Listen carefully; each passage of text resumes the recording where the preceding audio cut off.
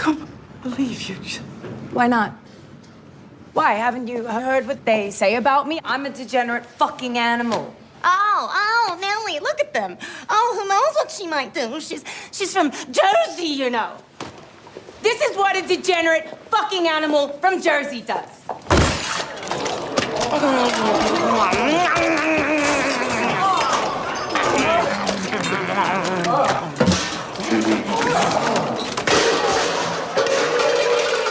You all can stick your champagne flutes up your rose-smelling, candy-tasting, Snow White.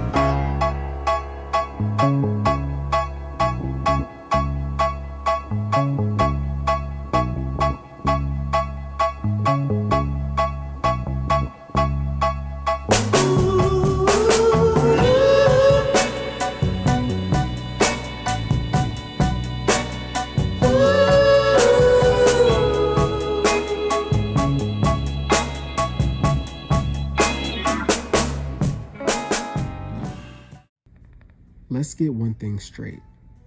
Those who are civilized assume power over those who are not. Civility is and has always been a competition. It's the language of those who understand how to interact with the world, and it's the absence of those who don't.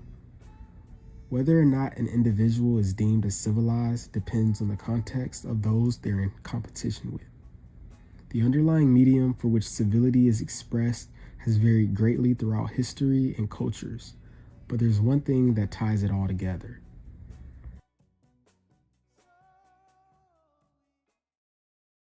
Quite dressed up today? Well, I'm going to the country club. Presentation is the universal rite of passage for civility. The way in which a civilization presents itself, whether that be the fabrics typically worn by the locals or the architecture developed for places of worship, they partially tell the story of how well the community functions. In the past, countries at war with each other would use smaller, less equipped countries to fight on their behalf, while supplying all the resources necessary to win the parent nation's war. This is what the West deems as a proxy war. With instances such as these, an imminent question begins to arise. Why don't the parent nations fight the war themselves?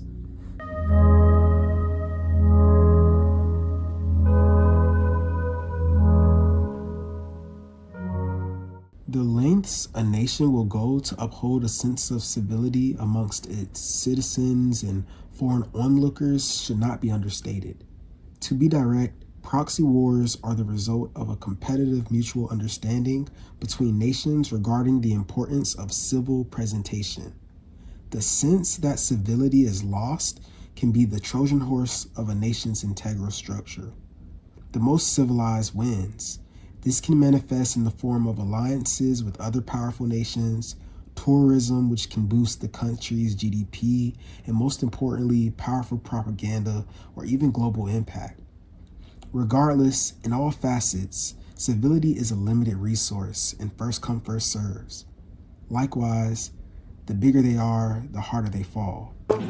God damn, you're one suave fucker. Just as nations compete for adjudication in the lenses of civil presentation, individuals do so as well. Men specifically in the modern age have found that the way they present themselves gives them the necessary edge needed to triumph in the competition of civility.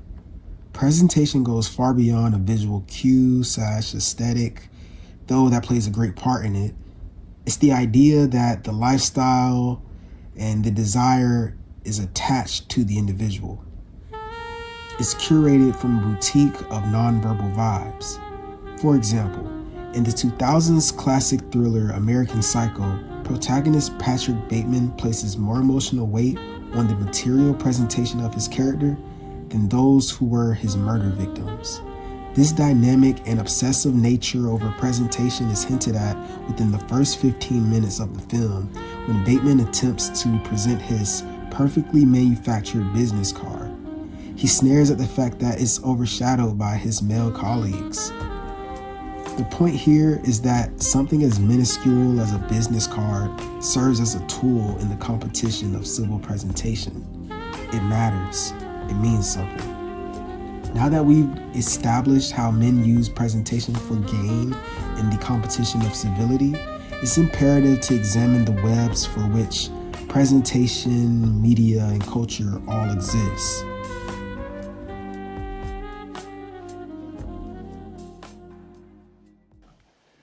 Well, Sam, here's to a friendship. Wait. Let's do this right. Come here.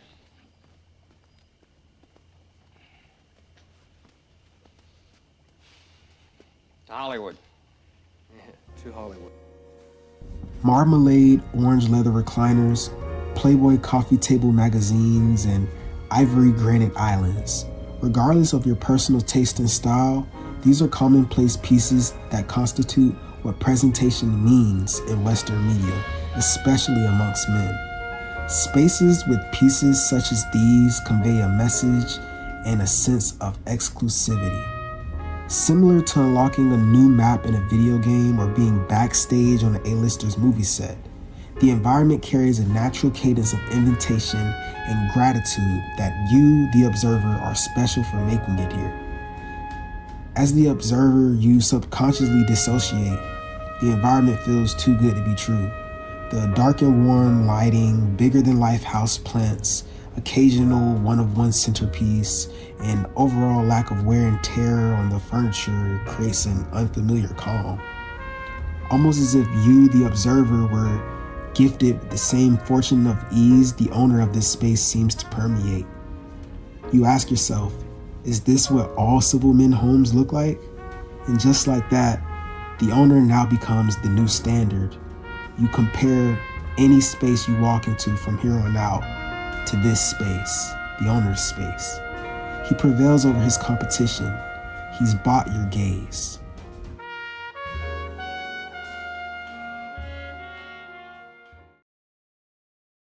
We've seen the tale of civil men with civil spaces depicted countless times in modern media. Jay Gatsby is one of the most iconic imagery of civil spaces. Unfortunately, many civil spaces coincide with the perpetuation of a luxury lifestyle.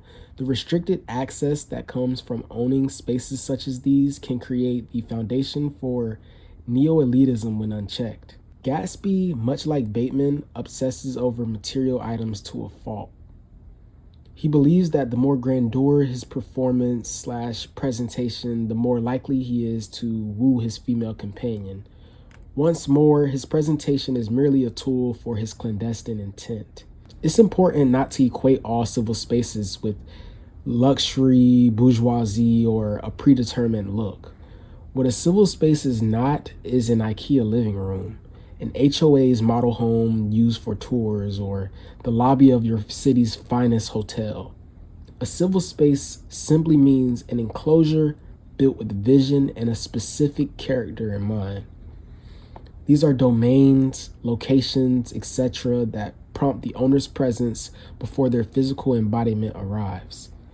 Illustrated perfectly by the 2022 Matt Reeves film, The Batman. This is one of the most highly acclaimed visual interpretations of the beknownst hero we know as Batman. Specifically, what I like to highlight here are the scenes where we get to see a piece of the man under the guise that's Batman.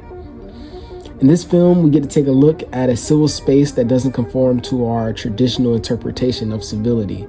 Historically, throughout the DC comics, Wayne Manor has typically used themes of dark academia, gentleman's club ambiance, and a tinge of old money to define our protagonist persona.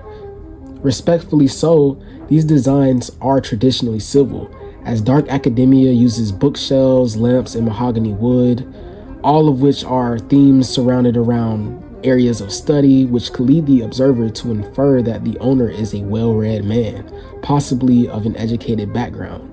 Thus, you would assume he's civil. And a similar thought process could be applied to the other design factors as well. And this is a clear correlation between traditional civility and social status. However, in The Batman 2022, there are no signs of the typical sustenance that would promote a civil space. In fact, in this film, there's no Wayne Manor at all. The Wayne Tower is the civil space we'll be discussing.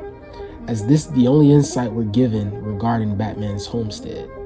Unlike the Wayne Manor, which is a large mansion/estate, the Wayne Tower is a high-rise apartment draped in the atmospheric design influences reminiscent of Castlevania. In other words, its design is more gothic and dark fantasy leaning than its counterpart, the Wayne Manor. Some may question how this speaks towards civility in any way at all. As we've mentioned earlier, a civil space is about a confident, luring, and boldly stated presence, and I feel that this environment does just that. The observer ascertains a piece of the owner's identity without the need for formal salutations. Here, we can see how presentation is a form of communication and thus the foundation for civil empowerment.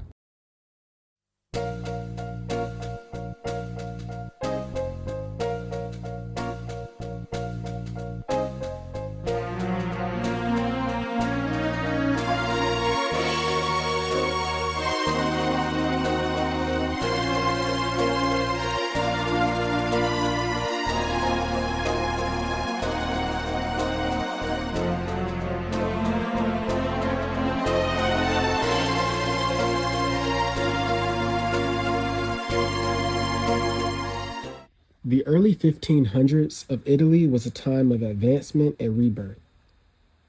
It was a time of new philosophy where man was the center of the universe and not God, where diverse expertise in many fields was a heavy point of emphasis, where scholars and artists alike were just as idealized as the crusaders who brought divine freedom to its people. This transformative period of European history is what we call the Renaissance. Similar to the European Renaissance in the past, on the East Coast of the early 20th century United States was the uprising of a new Renaissance, the Harlem Renaissance. This period gave rise to some of the most pivotal figures in American history, from Langston Hughes and Duke Ellington to W.E.B. Du Bois. During the Harlem Renaissance, America witnessed Black expression on the front page. Era-defining artists, entertainers, and activists brought upon a new wave of pop culture, architecture, and overall design influence. Where previously stood abandoned buildings and poorly lit alleyways, now stood vibrant, life-filled speakeasies with jazz and blues to revitalize the souls of all who passed through. The birth of the speakeasy became a cultural hub for wanderers, for those who were overlooked and underappreciated, for individuals who sought to build community when their country left them stranded and neglected. Today, the Black speakeasies of the 20th century are commonly drawn upon as design inspiration for our favorite hole-in-the-wall spots. The design choices of the 20th century speakeasy included ambient lighting to obscure the location from those with ill intent and closely positioned seating to maximize foot traffic and promote bonding. These are examples of the Harlem Renaissance design influence. Notably, this period demonstrates how control is seized through materialism and meticulous design expression. The Sugar Shack, painted by Ernie Barnes in 1951, depicts the Black speakeasy experience in the most feasible way given a brush and a canvas. This painting, heavily revered in Black America, was a reoccurring piece in the homes of many throughout the 70s all the way to the late 90s, and still a little today. What started as a painting further evolved into sculptures and other interpretations of the Black speakeasy experience. These Afrocentric sculptures retained the themes of Barnes' initial creation, which included Black individuals with long, slender arms, vibrant colors, ambient lighting, dancing, and remnants of jazz players all throughout the painting. The original piece invokes a sense that you can feel the rhythm and blues ruminating throughout the speakeasy just from simply glancing at the artwork. It's important to understand this period of history as it demonstrates how design/taste can be created and evolve from the sense that there's a loss of control. Regarding individuals, there's a strong relationship between the development of one's taste and curated space and their sense of control in other aspects of their life. Many individuals, and men specifically, often have civil spaces as a supplement for lack of control in other areas.